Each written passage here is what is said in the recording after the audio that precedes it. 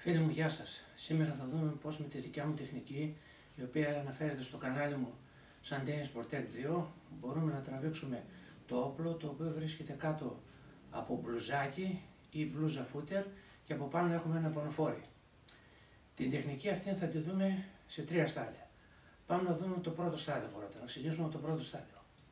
Είμαστε εδώ,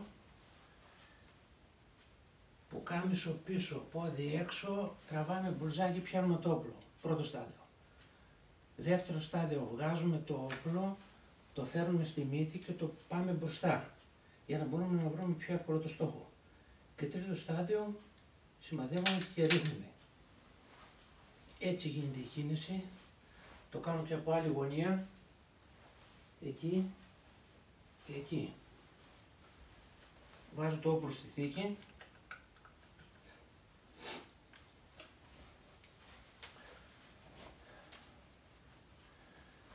Πάμε τώρα να κάνουμε και τα 3 στάδια μαζί για να δούμε πώς θα βγει η τεχνική. Πάμε.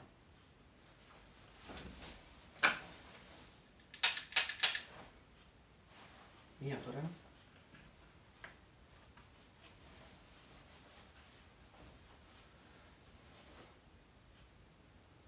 Πάμε άλλη μία.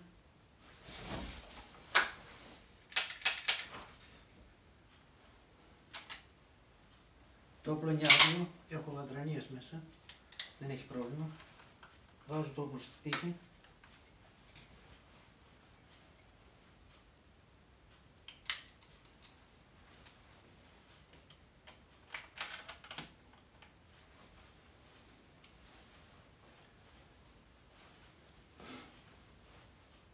Εγώ την τεχνική την έκανα υποστάση. Μπορούμε να την κάνουμε και υποκίνηση. Βρίσκεται μέσα στο κανάλι μου η τεχνική, μπορείτε να τη δείτε όσοι θέλετε για να τη μάθετε και να την κάνετε όταν χρειαστεί.